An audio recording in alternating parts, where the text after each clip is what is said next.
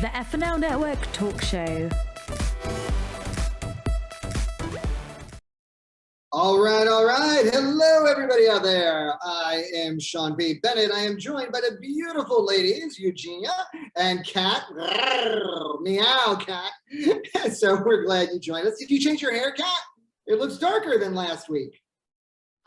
Yes. Well, I dyed my hair red and it's come out in 1 week. I mean, how does that happen? My hair was bright red last week and now it's mushy brown. And I think you nice. Tour with Billy Joel. I love your outfit. You're rocking it. Thank you. As I was saying before the show, I'm definitely going to stay in my shower and sing right after. Don't wait for the shower. Start now. Let's go. You know, like a virgin. Oh, love that song. Love it. I don't think I can remember, but you know, one can try, you know, sense memory, I guess. All right. So I think this week we're all going to kind of throw out whatever is interesting us and whatever topics we may want to share. So I figured, well, summer's upon us. We're in June, especially for those of us who aren't in beautiful California, which is spring and summer all year round. So any memorable vacations, either past or upcoming, that you want to make memorable, anything stand out, and why? And who would like to go first? Maybe you, Kat. Let's start with you. Sure. Okay, so I don't go on holiday a lot because I travel a lot with work, but I'm gonna say Cape Town, South Africa. I was lucky enough to live there for 3 years recently. It's amazing. It's musical, it's magical, it's vibrant. It's got a heartbeat. It really, really does. And the people are amazing. And it's like Africa it's called the Rainbow Nation for a reason. And it is the most just vibrant, phenomenal place. It really, really is. And I was so lucky to like live there. And like my best friend's there. And it's just beautiful. You've got Table Mountain, the sea, Robben Island. Like as you go around to different parts of the mountain, the weather changes. So you'll have sunshine on one side and you'll have like cloud on the other. It's just phenomenal. And like, I don't know, I mean, there's a lot of touristy stuff that goes on during season. So you'll see, especially in like Camps Bay, you'll see the African kids, they'll all be dancing and they'll be using drums and stuff. And it's just amazing. It really is amazing because there's a European influence and then there's obviously massive African influence, and it's hard to describe. It's my favorite place on the planet. It really is. And I've been lucky enough to live there twice now. First time was with modeling and I was there for about 1.5 years. Actually, I kind of moved there for a guy. I mean, who does that? I've never dated him. And the first time I kissed him, it was like kissing my brother, but I moved to Cape Town, South Africa the first time for a guy that I had never, you enjoy kissing your brother, so now you had to move? Are you like Angelina Jolie? Oh, it was bizarre because like he messaged me from the airport and he said, oh, I'm going home. I just wanted to say goodbye. And my heart broke. And then 6 months later, I found myself in Cape Town because he asked me to move there and we moved in on day one. So anyway, I lived there for 1.5 years and then I went back doing fashion TV recently and just was there for 3 years. And it's amazing. I love it. It's just so beautiful, so vibrant, just colorful. I don't know how else to describe it. It's just, you have to go and you have to experience. It's amazing. I love the penguins there. I remember I was so shocked because it's so hot, but then you see penguins because the water is so cold, right? Yeah, no, there's penguins on Boulders Beach and it's an African penguin colony. And it's pretty much the only place on the earth that you get the penguins in the sunshine, and the African penguin's very unique. It's very special. But yeah, that's Boulders Beach is a massive, massive tourist attraction. It's so cute. They're just wonderful. And they like kind of walk around like this and oh, it's lovely. Oh, nice. I definitely want to go. I haven't been to South Africa. How accurate is the Lion King? Do the animals really sing, Kat? The animals really sing. I think the whole nation sings. Okay. Honestly, I mean, I learned to make sounds that that's not that I'd never made before. Well, you have Like- the man there, so I'm sure that's why. That's not an English way of speaking. That's very Latin. It's also very African, and just all these kind of sounds I learned to make, and I learned to click when I speak and stuff, and just the whole place. It's musical, and it's got a beat. It's like a beat of a drum. It's just stunning, absolutely stunning. Nice. Did you consider getting a plate for your lip or no? I'm kidding. Oh, and one of those, from National Geographic, or the neck stretching, or carrying a basket on your head, like any of that. I don't think I have any of the ability, but it looks awesome. It looks awesome. Africa's amazing, and I think there is 21 different languages in South Africa, and you've got the Zulu people, you've got the Xhosa people. Everywhere you go in Africa has a different feel, but Cape Town is it's very European feel. It's very first world, despite the fact it's a third world country. I'm going to say they need to sort out their water problem though.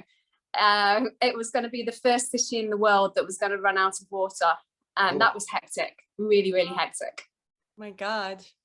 We got 50 liters a day to shower, to do all your laundry, and they actually put meters on your house. But this being Africa, most of the meters were faulty.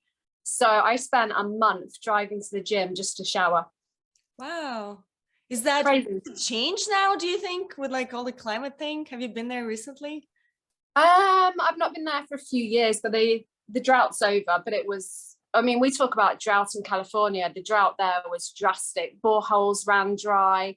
I mean, it was crazy, really, really crazy. I mean, I would like drive I had a Fiat Pop, and I would drive that down to my friend Neil's house. And I had washing up bowls and big containers, which I would fill with his borehole water. And then I would go on a bumpy road all the way back home. And like this washing up bowl was just like flooding my car. But I mean, I did that for months and months and months, going to collect borehole water. Huh? Borehole water? What is borehole water? Okay, so a borehole, they basically pump water from deep down in the ground. So they drill down and create a borehole. And it's basically, I think Neil's was 20 meters deep, but that ran dry. So, because it's there's a lot of underground kind of water tunnels in Cape Town. Oh, So they bore a hole, or it's like the pig with the like little horns from Lion King, the boar. Which type of boar is it? It's the hole. But Okay. no, we'll take the pig too. We'll take the pig too. Okay. Love pigs. What is your favorite dish there? I don't remember. I was there for a modeling job for 2 days, and I don't remember what's their cuisine like. Is it like specific, or? Did you eat the penguin? Did I eat the Did you Maybe eat it tastes like duck. I mean, I don't know. I'm gonna say one of the best things. It's the good old South African braai. So a braai is basically, it's a barbecue, but it's not like burgers and sausages. They have volleybos, which is kind of like this massive long sausage. I mean, if you unwound the sausage, it'd be like a meter long. But I mean, a good old South African braai. They do like to drink. So that on an evening with stunning sunsets, sat outside with all your friends, and you know, they basically, it's more or less like a gourmet barbecue. I mean, some people will do fish on there, other people will just do all the African meats and steaks and ostrich, other people will just do chicken, but there's no burgers and no cheap sausages. So the rumors are true. African sausages are bigger. Oh, they are a lot bigger. They are. Nice. I do have a question though. Like apartheid was like in the 80s. How is social inequality amongst the races currently, or when you were last there in South Africa? It's extreme. It is very extreme. And it's probably the only country in the world where they actually talk about blacks, whites, and colours. You know, you still have the townships. I lived in Hout Bay, which is a little suburb outside of Cape Town, and that's got a massive, massive township. So there is a lot of crime. You don't go around wearing like bling bling jewelry and stuff like that, because you'll probably get attacked. You will. I'm going to say that there is, I mean, it's extremes of wealth, extremes of poverty. It's craziness. And there is a lot of crime. I mean, everyone I know has been, God, how do you put this nicely without wanting to put people off going? But everyone has had armed robberies, like serious ones with like my friend Neil and Garth. They had 9 guys hold them at gunpoint, and they had 10 dogs at the time. And so it was an inside job, probably the houseboy, that drugged the dogs and went in, and they were battered very badly. I'm not going to go down an even darker hole than that, but the murder rate is extremely high. It's even higher than Johannesburg. So it's the most beautiful place, but you have to just be aware, because where you've got extremes of wealth and extremes of poverty, you're going to get crime and stuff. And there is, unfortunately, a lot of racism still, but it's not necessarily whites that are racist to blacks sort of thing. It is, for example, my friends Lelethu and Tembi, I couldn't have gone into the township to see them in their houses because I would have been murdered. So it's crazy, and you just got to accept that's how it is, and it's very sad. But maybe in 100 years. But if you're a tourist, what if you take a wrong turn? You're murdered? You can go into the township. Like all of a sudden I'm on 34th Street. I'm like, township tours. You know, no.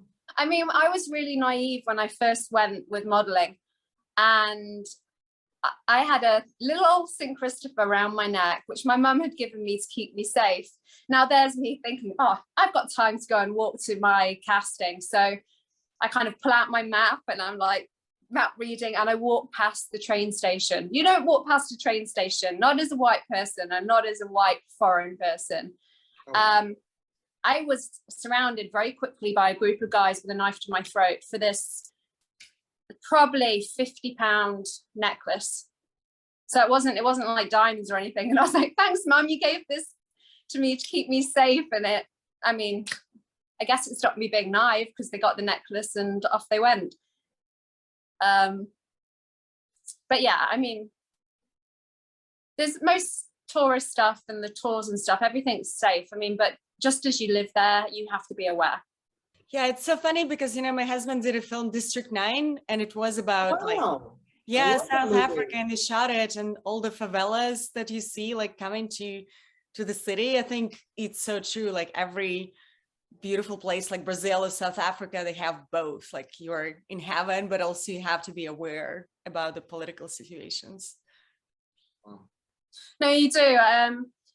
Because most of the houses, they all have barbed wire, they all have electric fencing, they all have burglar bars. My best friend actually lives next door to President Ramaphosa.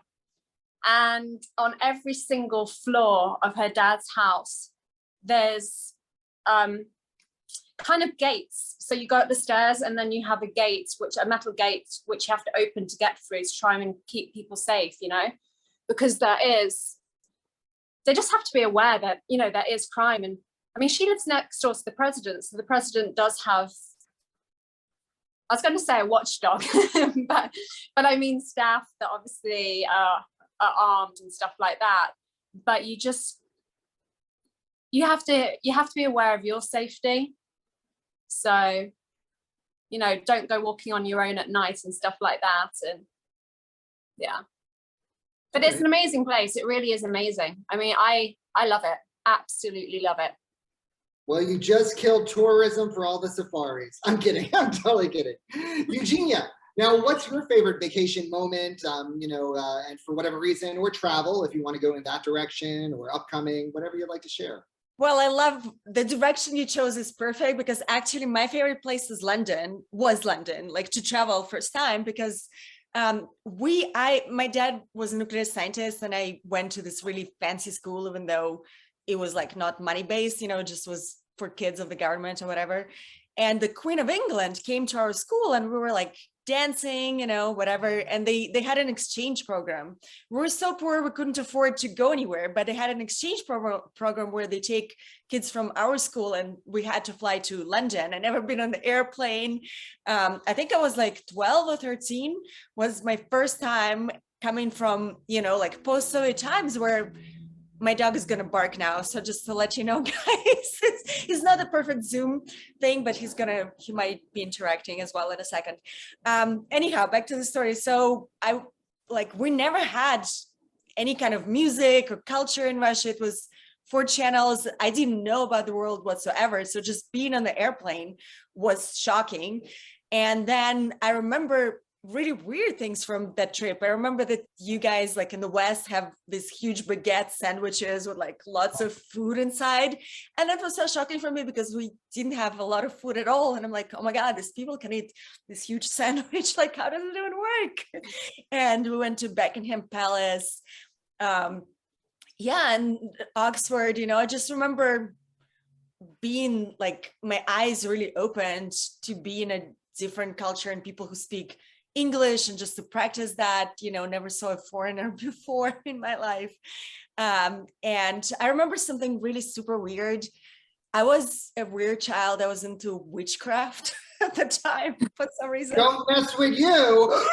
Bubble, bubble. I know. So I like, for some reason, I remember the story. I was trying to get everybody into doing this witch thing the day before we were flying back to Russia, because probably I really wanted to stay. And I'm like, let's cause the storm so the plane can go back, you know, and we were doing all these rituals the night before. And literally there was like a huge storm at night, was locked out of the door.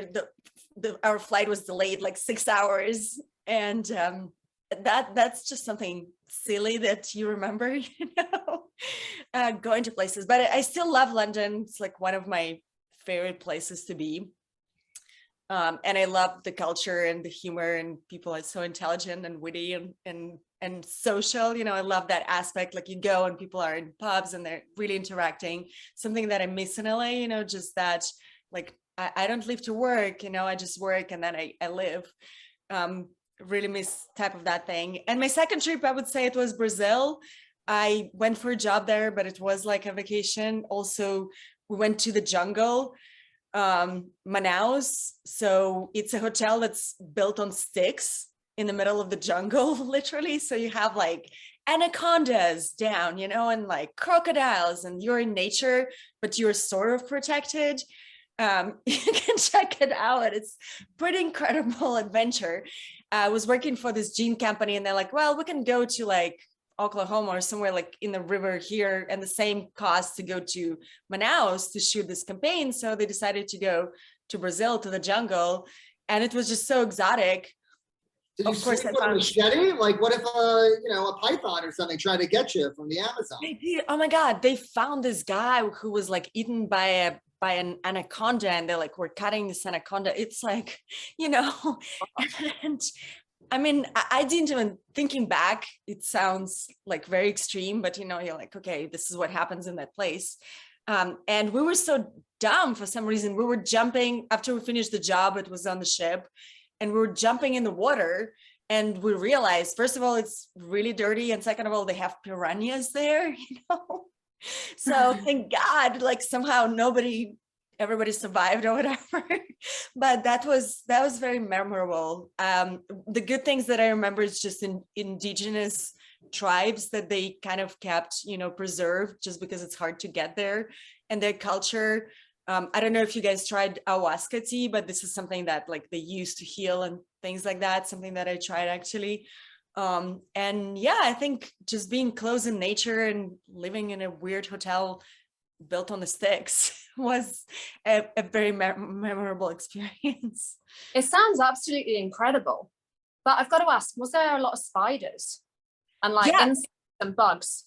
Literally, I found a spider inside of my pillow. I was like, you know, because you're like on the sticks and the monkeys who come for breakfast, and I shut my door and like inspected the room. Everything is fine, because you do have like thinking, you know, and then I lie down on my pillow and something is moving. And I swear to God, there was a spider. So what I did, I just threw the whole pillow out of the window because I was like terrified. Now a monkey has a pillow. Oh, Terrified of spiders. I don't want to kill them, love all the bugs, but I don't want to be around them. That's all. So yeah, that was pretty fun. So if you guys check out Manaus at Amazon River, takes a while to get there, just like South Africa and London. I love Britain too. I love London, but I love London. I need air conditioning, y'all. Like for me, camping is a test run for homelessness. I am not feeling it. I don't want to sleep on the floor. I don't want to bug up my woohoo. You know, I don't want to like all of a sudden have like eggs hatching from my hair. Like, yeah, no, the jungle, not so much. I mean, if the jungle comes with a cabana boy and a beautiful 5-star resort, that's fine. And somebody standing over me with a machete to protect me, that's fine. But otherwise, not so much. And a mosquito net and everything else. And yeah, someone's there with a fan, like. I can clamp, feed me grapes, why not? You know, call me Majesty. I mean, it's fine. Then we can combine London with Brazil. You know, I'm down for it, you know. How about you, Sean? How about you? Sure. Mine is a little sentimental where I'm going, and it kind of came up a little bit with it being Father's Day weekend. So on a downer note, before we get to the upper note, my father had passed away. He didn't have a lot of money, and I grew up poor. And so once I've moved to New York and I started just seeing how people live and started traveling, doing keynote speeches and stuff domestically, pretty much every year I've tried to pick a place to go internationally to like broaden my horizons. And I just find it more fun, you know, to like go abroad than to stay in the US as, you know, as long as I can afford it. So long and short, my father left a little bit of money. And he had kind of mentioned, even though they were divorced, you know, look after my mom. And so in my mind, it kind of all clicked. My mother is somebody who never traveled a lot in her life. And she had always wanted to go to Italy. And so I booked us on a cruise for her 70th birthday throughout the Mediterranean. So, you know, I booked us on Celebrity Cruises, and then typically, I don't know, I think one other time I had flown her first class, but typically she doesn't fly first class. So I used, you know, points and miles for, you know, one ticket, and then I paid for the other. And it was very funny because, you know, she's 70, so she has aches and pains and fibromyalgia and this and that. So at first she's like, oh, the seat, this and that. And I was like, this woman is getting a $3,500 seat and she's complaining. I was like, she should try it in coach. But I was like, okay, simmer down, Sean. It's to be a birthday present. It's to be nice. And that was really kind of the only odd moment, you know, that kind of we encountered. The rest was very lovely. And especially even now to this day, like we'll talk. My mom's from Jersey originally. So she'll be like, they told me about the Spanish steps. I don't know. They're just steps. That's all I see is some steps. Okay, maybe they were Spanish, but what's so special? Why do you need to go see steps? You know, but the rest of Italy and stuff she liked. And I'm a good schmoozer. And I have like, you know, award status, like platinum status with Marriott's. So funny enough, when we came to our hotel of choice, which was like a boutique under the Marriott brand, they somehow ran out of rooms. And then I think it turns out the guy checked me in because he asked me for a jog later on. I didn't even put together, liked me. So anyhow, he shipped us to a different hotel night one in Rome. But then the other few nights before we took our cruise, we've got like the presidential suite with a balcony overlooking the Colosseum. And my mom's like, I don't want to ever leave. This is beautiful. And so it was very sweet. And then I didn't realize, you know, in the Mediterranean that Santorini is Saint Irene, and my mother's name happens to be Irene. So I've never, because it's an older name like Ruth, Edgar, you know, a name you don't hear all the time anymore. And so all the buildings would have her name, you know, basically on it. So I was like, well, that's a really cool thing for her to see, especially that she doesn't travel, you know, as often as I have the opportunity to. And then I had a little bit of food envy. We were booked on Celebrity Cruises. I got us a balcony. And anyhow, the woman ate like nobody's business, but she's normally not active. So she lost weight. Like I barely ate and I gained weight. I was like, I hate you and your metabolism, you old 70-year-old. So, you know, but it was cute. And I was like, does she have a trap compartment? I wouldn't know where she's putting it. Like we'd have our meals and she'd be like, I think I want a dessert. I'm like, but you know, the nicest thing is it still comes up. It's a memory, you know, so it's something that I think experiences and memories, if you're fortunate enough, you know, to be able to give somebody that gift is a really special thing, because unlike, you know, giving money, jewelry, an outfit, it's something that you can share. And it's something you'll remember, and it's something that they'll remember, especially if it's something that, they want to do. It's not, just choosing something you want to do. So anyhow, that was my best vacation because I got to treat my old mom. And, and at the time, she's now 78. And as time progresses, she's less and less mobile. So it taught me a couple things. A, I'm so glad I did it when I did it.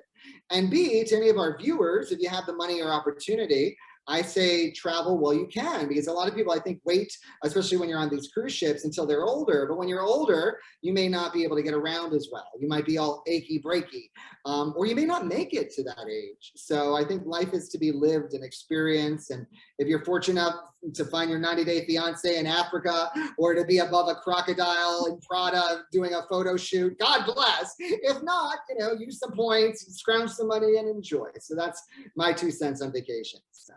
That's so sweet. There's like such a sentimental side to you. Like I wish my kids were ever nice. Like you love your mom so much. Like that's like when they get older, I'm old. I mean, they're much older than your children. So give it time. They'll get there. Yeah, but I think it's so beautiful. Yeah, it's so beautiful. Like I think that you gave it to your mom, and not even just thought about like, okay, let me take the money and go myself. It's so true.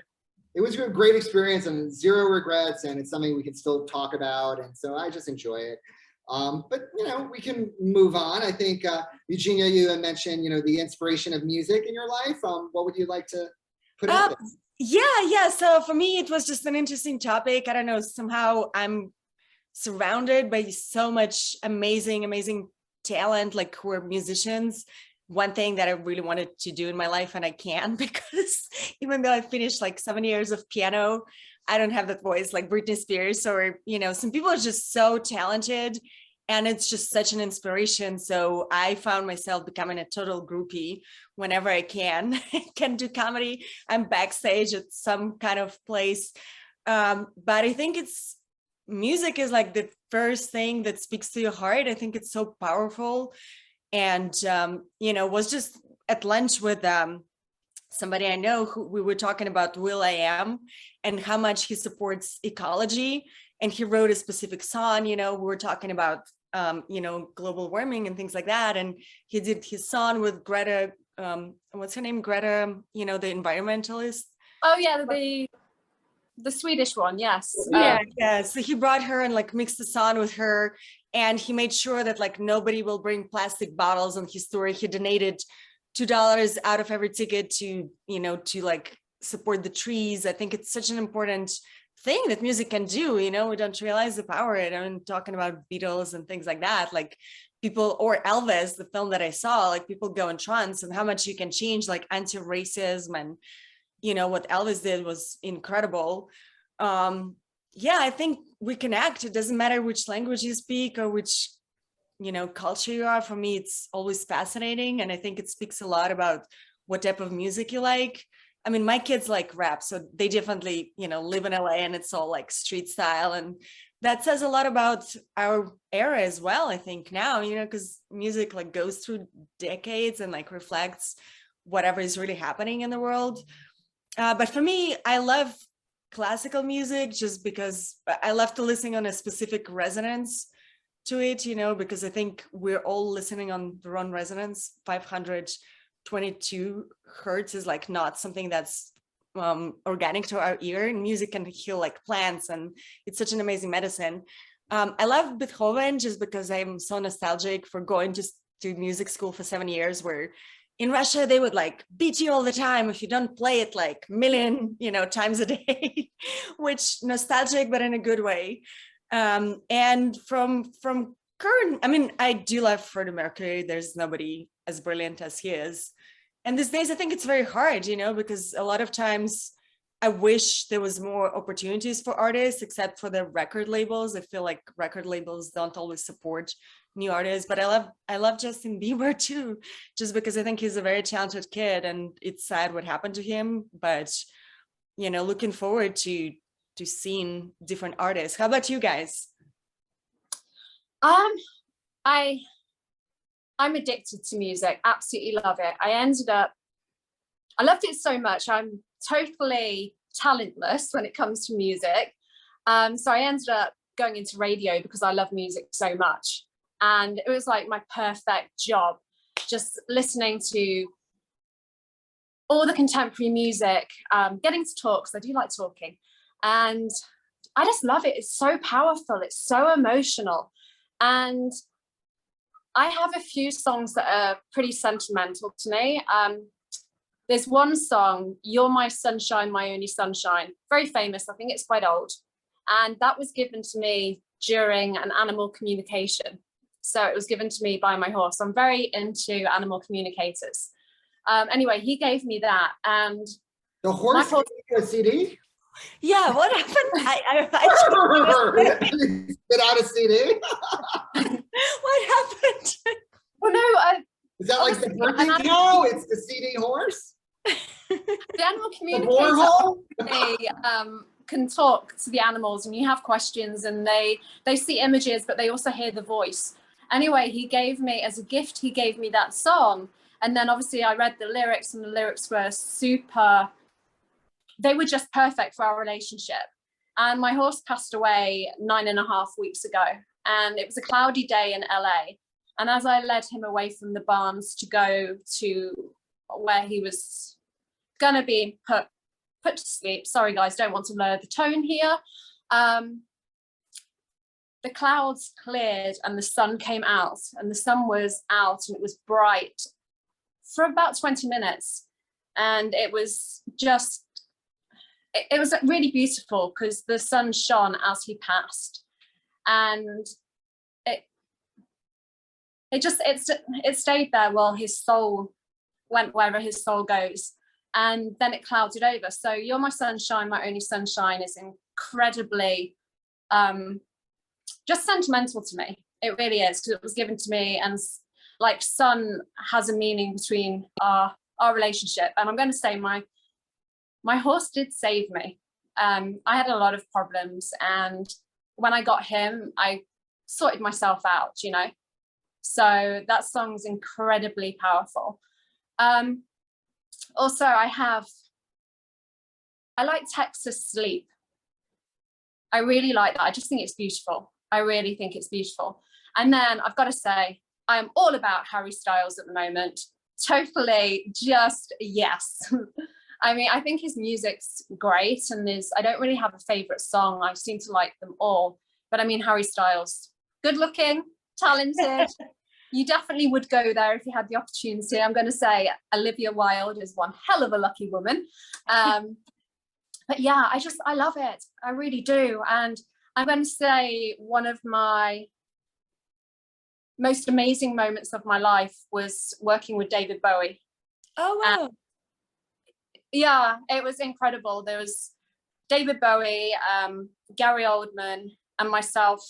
We were like the three Brits on set, and we were singing Monty Python, Always Look on the Bright Side of Life, after being there for about 18, 19 hours. And just incredible. So I do like the Monty Python song too, because it comes with a really great memory, you know. So I mean, music to me, it triggers off emotion, it triggers off memories. It's just, I love it. I just really do, really, really love music. I'm not so into classical, but that's because I was made to listen to it as a kid. And it was always on in the car for long car journeys and stuff. I grew to hate it. And then also I was made to be in the orchestra at school, and there's me and my little flute, like da la la, and I was totally talentless at the flute. I'm going to say I learned it for about 8 years, and I'm probably the only person in history that instead of going up the grades, moved back down the grades. But there you go. And I was also in the church choir when I was a kid, so any kind of like hymns, not very into that, because it comes with a memory that I don't resonate with, you know what I mean? But I love music, I do. It's just so powerful, it's so uplifting, it's so emotional. I can just hear a song and I'll be in floods of tears because it just connects with me, you know? And I can hear a song and I can smile and laugh. So I just think music's amazing, absolutely amazing. Nice. Well, yeah, I've heard of pet therapy, and then, you know, you incorporated music therapy.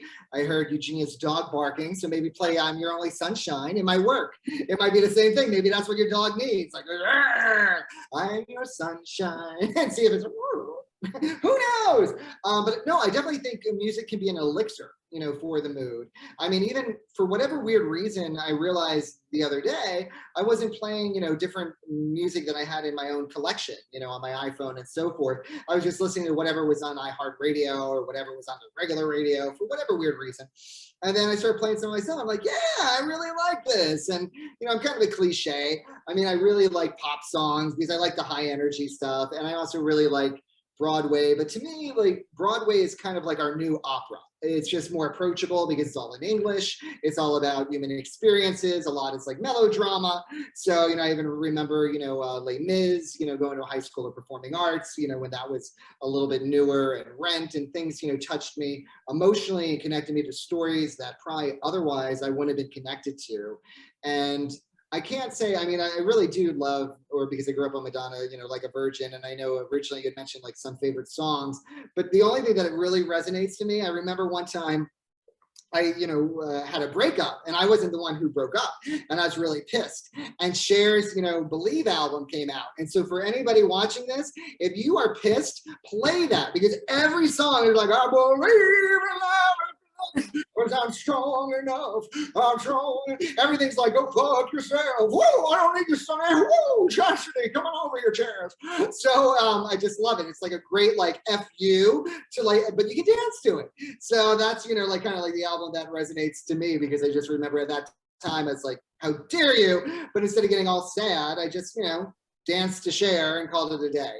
But I definitely think music has a great way to connect people. And even as, you know, Kat, you were mentioning earlier, you know, with different cultures and so forth, you know, I happened to meet a group in Brazil that was from Africa, and their kindness and how open they were. And honestly, to me, you know, I'm white-ish, but I mean, you know, knowing the history, I wouldn't be like, oh, I want to be nice to this guy. It'd be terrible to me. And they were just like so open and ingratiating, and, you know, different musics can sometimes form that bond and bring people together. So I think it's a great, powerful resource at all of our disposal. So true. I just wish, you know, there was more like music without all the labels will push more artists who are like so talented and new and take chances. I think like for both, you know, Hollywood and music industry, I just hope that it will be more open in that sense and people will take more risks, you know, because like talking about like when the Beatles came out, they were also revolutionary. You know, I feel like now everybody's just like afraid to give a chance to somebody and something. I think corporations took over the world. So, I mean, you know, when you have like focus groups and money running everything. So even with Broadway, which I said I really enjoy, which I do, so much of it is, you know, musical based on a movie because they want like a built-in audience, or they want a familiarity instead of trying to go with something brave and something new and artistic. And clearly not all the time. I mean, Strange Loop is kind of strange and very artsy. And I'm sure people in Nebraska would be horrified if they saw it. But, you know, it did win the Tony. So, I mean, they do take risks. There is that factor. Same thing even, you know, with films. You know, Baz Luhrmann, I mean, I didn't see the Elvis movie, but his style and like what he did with Moulin Rouge, like this crazy, you know, La Boheme made like an MTV video and now a Broadway musical. That's innovative, even though it was maybe not creating the wheel, it put it in a new position. So I do think there's some of that, but yeah, a lot of it, I think the problem is we have a few people, well, I guess even back in the day with MGM and the studios, few people hold the keys. And so it's harder to get into that door often. Do you guys like EDM music or something like that? Like club music now? I like vocals. So like so much of the EDM is like oons, oons, oons. And I'm like, no, I want a woman like wailing. And I'm like, yeah, sing it. Sing it in church. Yeah. You know, I mean, so for me, that's why I don't love it. To me, I like the vocals as much as I like the beat. So but it's quite nice to go out and kind of dance to house music.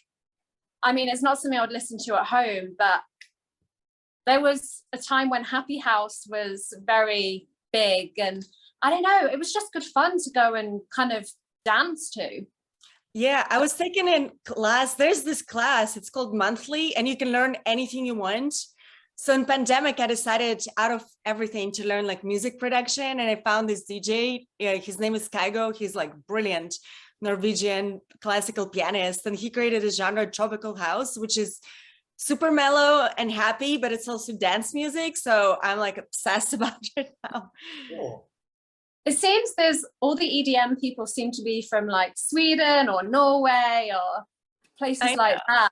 It seems to be a lot of the artists actually come from there. I guess when you like have, it's cold and there's nothing to do, you just like are compelled to create the world. Got a Mickey Mouse hat, drop some acid, and start spinning. It's like, oh, I don't know. So true. Do you guys like Britney Spears? I did. I didn't like it when she started using a lot of fake vocals, I'm going to call it, like womanizer. I can't stand womanizer because it's just so processed. You know, I love her original stuff. I love it when Britney is being super, super, super, super talented with her amazing voice. But when it started being just too produced and there was, they changed her voice a bit, and I wasn't as keen on that because, I mean, she's got an amazing voice. She's so talented and I think she's phenomenal.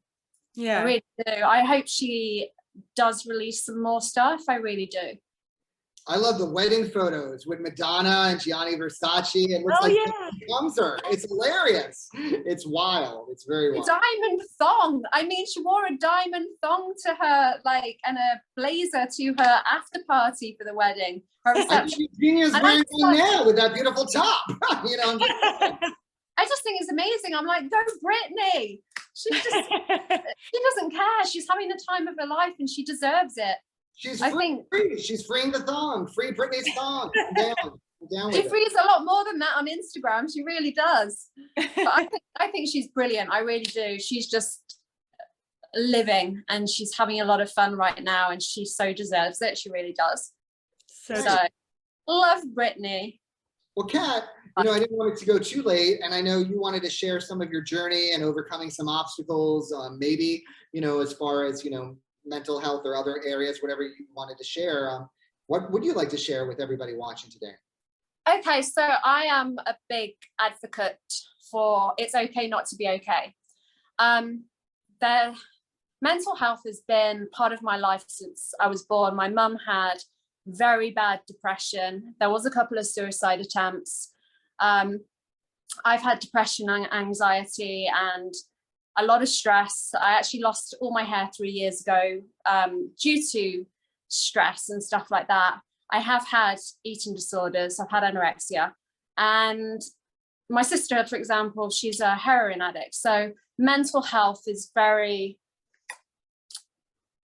much part of my life. But what I wanted to talk about is I wanted to talk about how you manage mental health. Like, what do you do to make yourself feel good? Like, we all deal with stress. We all deal with the ups and downs in life. We all deal with depression at some point. What do you do to make yourself feel good?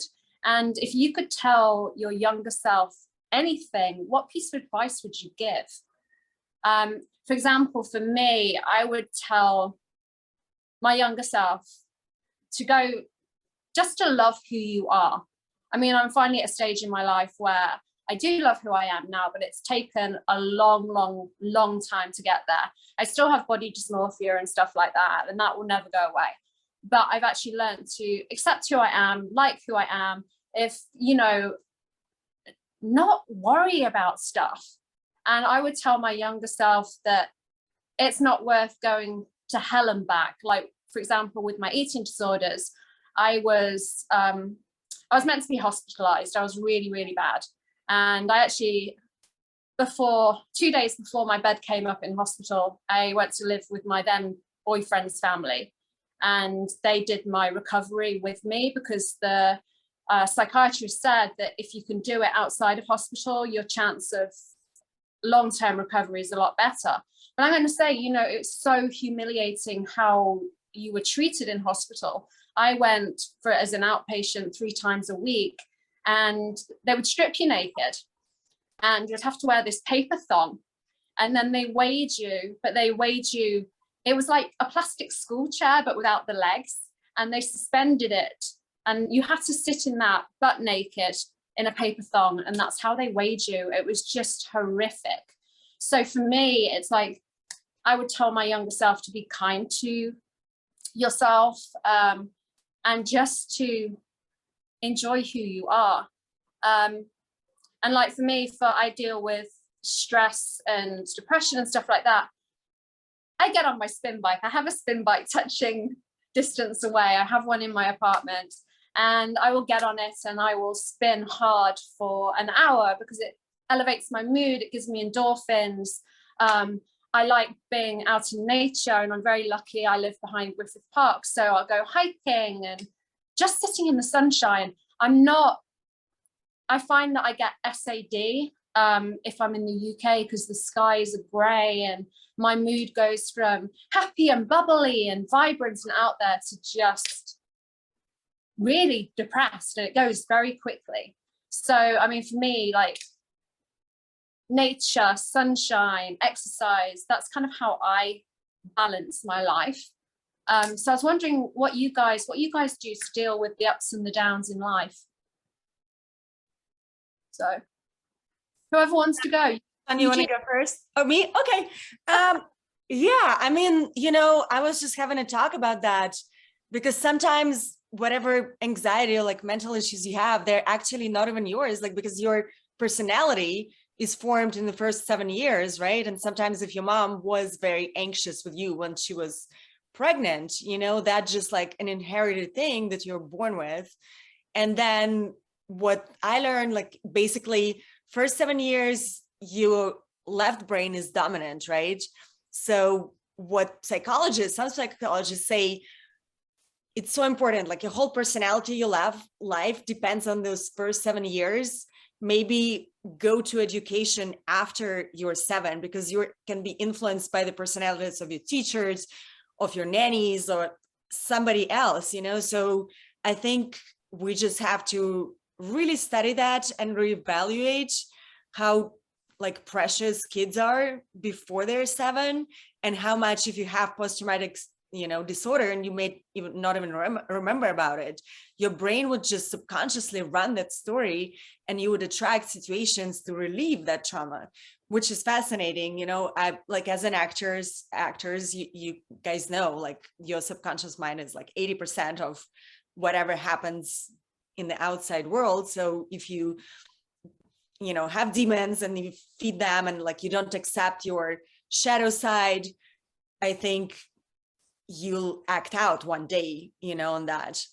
So I think just having reflection is very important. I think talking is one of the most important things, because not internalizing and actually, like you said, like saying like, I'm not okay. And I always tell my kids, like, therapy is fine. They always laugh at me like, oh, why are you doing therapy? And like, why are you trying all these healing things? Because I do microdosing mushrooms with the therapy now, which is quite popular, but I found it's fascinating also because it opens you up so much. And then there are different exercises that you do, and you see where some mental things are like generational, and maybe it's not even yours. You just take out like whatever your mom had, or your dad, and you take their problems and like their belief system. But I always love trying new things. They're all kind of healing things. I think ayahuasca was fantastic. Very hard for me because I'd never done any drugs or anything like that in my life. And yeah, I was such a workaholic since I was a child, trying to make a living, and anxiety came from that. But trying ayahuasca opened up a lot. I think if you do it with the right people, it really, kind of bypasses therapy. And I do love trying like healing with music, things like that. My friend is studying drumming because it really affects your brain. There's different therapies for like PTSD, because I had a lot of PTSD starting to model so young. You just live in this adult world and you don't even know, like you're used for an image. Like I have my first cover at 13 is like, let's talk about sex. And I didn't even like realize I was like one button down. Like so being in the industry like doesn't specifically helps with mental health. I think a lot of times you have to be so tough and strong. And that's why it's heartbreaking for me to see when artists have their meltdowns. It's not their fault. It's just because they're really not educated and people are just there to take their money in a lot of ways. So I feel very compassion. I think it's great that some people like Selena Gomez came out, and in pandemic, especially when people struggle, and when you're such a role model and you say, you know what, like I struggle with depression, like I feel sad today. I think it's just important to talk about it. And nobody ever, I think in the West, unfortunately, it's so used to, like, I came here and it's like, yeah, everything's fine, like I'm great. And that's not the way. We're humans, we're supposed to feel all the feelings. I think it's important not to bury them, because it's always easy to use substance abuse. And, I do drink wine too much sometimes. And then I realize, what, like I have to feel that feeling. That feeling is not going to go away. And thank God for arts and crafts. Like my kids, of course, they're so stressed in pandemic and they don't realize, and they're at that very vulnerable age. So a lot of times, like creative writing with music, that's what my therapist said. It really helps. And like coloring, because you don't have, any obligation, like as a script, as an actor, it's just like, you just go and you like, wow, you kind of like take everything that bothers you and you like put it out there. Things like that. Yeah. If you can write songs or whatever, I think it really helps. And that's the way I try to deal with it. It's just being the creative power, because a lot of times they say you either a person who give and is creative, or you destruct and you take, like taker, so there's these two sides. And I try to stay on my side where it's like, let's create something and let's put it out. And, the shadow side and comedy, like a lot of times people don't understand, but comedians can be very dark, and like a lot of them are very honest, but also like if you're intelligent, you can be always happy because you see the world around you and you'll feel compassion for like, poverty and trafficking and all these kind of things that are happening. So I think it's important to talk. So I'm happy to be here. I think it's great that it's now so acceptable to say that I've had these problems and it's part of who I am, and and people are fine with it. Like so many, like you said, so many celebrities have come out and said, I've had an eating disorder, or I have depression, or, they've had addictions. And I think it's amazing that we are now at a stage in life where people can put themselves out there and there's no judgment. I'm going to say there's no judgment. I'm going to say, even 5 years back, if I had come out and said, well, I've had depression, I've had anxiety, I've had eating disorders, I have had a suicide attempt, people would think there's something seriously wrong with you and they'd run a mile and it would be really taboo. But I just think it's part of your journey, it's part of who you are. And lack of serotonin does run in my family. So like you said, it can be very much inherited. But I think it's great that people can talk about it. And there's so many, like you said, so many new therapies. Like people are now using ketamine, which is a horse tranquilizer. They're microdosing it. And I think they're using it to deal with depression. I mean, Eugenia, you seem to know a lot about different things like microdosing mushrooms and stuff. Have you read into the ketamine thing? Yeah. There's a clinic in Los Angeles that you can go. I never tried it. For me, like even doing ayahuasca was a lot, just because you think like, oh, I'm not a control freak, but then you like take it and you're like, I'm out of control. I don't like it. Like get me back. Like the K-hole years ago, where it's not always necessarily good. I think different people react differently to drugs as well. Just even like prescriptions, to be honest. I think it's a way for quick access. I don't think it's a way for resolving anything, but maybe too, it depends on the person. If a person's very shut down, maybe it'll open up another side, because I think some of it's a little cultural as well. Like growing up in New York and with the family, I'm around Italians, Irish, and Jews. We're complainers. We share it. We'll be like, oy vey, you call this some locks? Ugh. It's like, what a day I had today. What's wrong with you? Why didn't you bring this? And so we'll share. I mean, which really, when I went to like therapy to check it out, was essentially all I got from it. The people weren't really taught, or maybe they're afraid to impose their belief system or their method to really give answers or really shift, or maybe it has to take time. So to me, I'm like, I complain to my friends. I don't need this. But as far as dealing with life issues, which we all have, I feel everything's like an onion. It's layered. It's not black or white. We all want like, the quick answer or like the quick solution. And, yes, kids develop personalities, but I think sometimes even before 7, they're little So you have good kids and bad kids, good people and bad people. You know, we all have our stuff, and maybe it's due to their parents too. You know, who knows? I mean, it's complicated. For me, just dealing with life, it's a journey, and I like exploring different venues, a lot of different kinds of spirituality, from like chanting to like self-help courses and things of that nature. And what I got from one of like the little courses I took was nothing really has meaning. Everything's what we put on it. Like, you know, you can see this red and it's like a concert t-shirt. You could be like, why is he wearing house clothes? It's terrible. And somebody else would be like, oh, that's kind of cool. Like, I like vintage t-shirts. But the truth is, it's nothing. Like, you know, it's whatever you like or you don't like. It's your opinion. It's maybe, you know, molded from like, you know, your lifetime of things. So I say, you know, just realize that we give meaning to everything every day in our lives. So we can choose. That's why they say happiness is a choice, because I can look at everything from the half empty or the half full. And yes, it's not always easy. And some days your cup may feel and may be actually less full.